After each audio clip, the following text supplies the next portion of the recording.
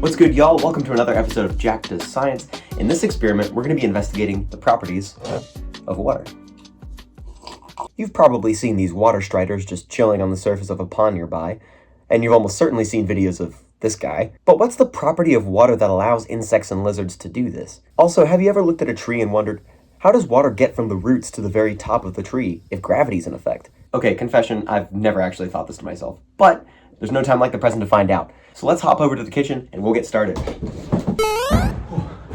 Whew. All right, let's do this. As always, we'll need to make sure we have the right materials before we begin. So for this experiment, we're gonna need something in the way of an eyedropper, a water glass, some laundry detergent, some wax paper, a felt tip marker, some coffee filter, and a penny. Okay, I don't have one, but that shouldn't be too hard to find, right? Yeah, I've got one in here. Gosh, where is this thing? Gotta be here, right? Did I bury them? Found one. Oh wait, that's a dime. Here it is. Okay, so we're not gonna use all of these things at once. We're doing the experiment in a few different steps. So what I'm gonna do here first is take a few drops of water, like so, and I'm going to drop them onto this penny. I'm gonna see how many drops it takes before the water overflows, so watch carefully. 4, 5, 6, 7, 8.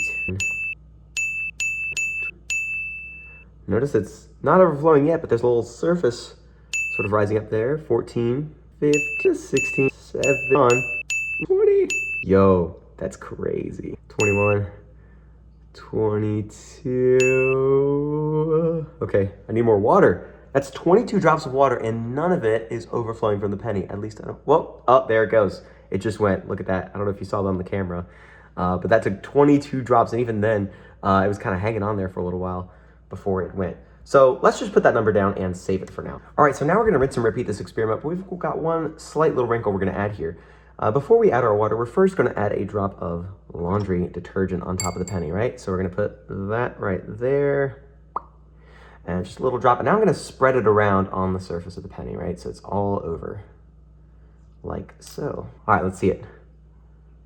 1. A few moments later. 19. There it goes. 22 the first time without laundry detergent. Only 19 that time. Oh, that's not a huge difference. Okay, so that was part 1. Now we're going to take this piece of wax paper and we're going to put drops of water onto this and we'll see what happens. All right, so if you can, if I've given you a good enough angle, try to see how water behaves when I drop it onto this wax paper. Water is rolling around on the surface of the wax paper. Right? It's not soaking into it or just sticking in one place. Okay, sure, that's interesting, I guess. But what does that have to do with anything? Don't worry, we'll answer that question at the end of this experiment. Okay, so this is the part of the experiment that gets just a little bit more involved. So I've taken this coffee strip and I've cut it into 6 by 1/2 inches. And what I'm gonna do now is I'm going to take this felt tip marker. I'm gonna put a splotch sort of right here, about a 1/2 inch away from one of the ends. So right about there. What I'm gonna do is I'm gonna hang the coffee strip over the edge of this glass, such that the side with the dot is going down into the water. I'm gonna put the very end of the coffee filter in the water, but the dot, for now, is gonna stay above water. So here we go. Like, oh no! Well, yeah, don't do that. Oops.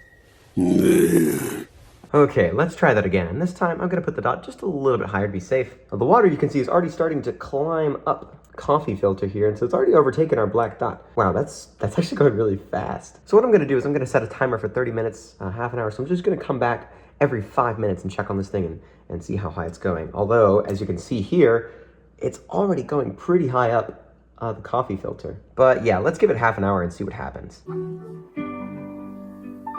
Okay, well, so much for half an hour.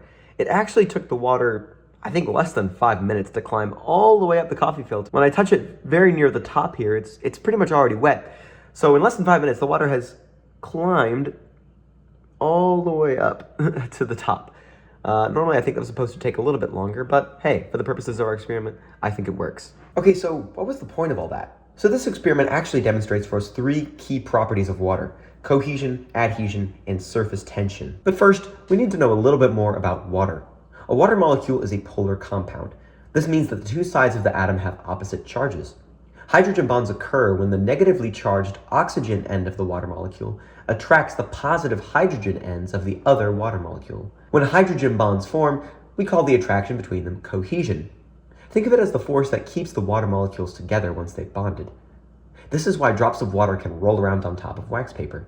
It's also why we could add 22 whole drops of water onto the surface of a penny before it eventually spilled over. Speaking of the penny, did you notice how the water swelled up into a larger and larger drop before spilling over?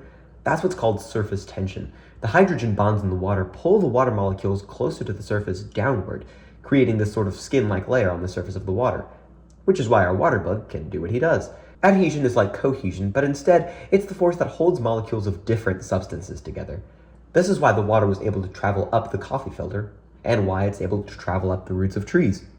The water molecules adhere to the coffee filter or to the side of the tree root tubes, fighting against the natural force of gravity. And since the water is also cohesive, the water is able to stick together in a steady stream as it travels upwards. And I think that's it. I think we answered all the questions that we asked at the beginning of the experiment. But doubtless there's so much more we can learn about water. Well, thank you guys for watching. Join me next time as I do the classic experiment, where I see what happens when I put some Mentos into a bottle of Coca-Cola.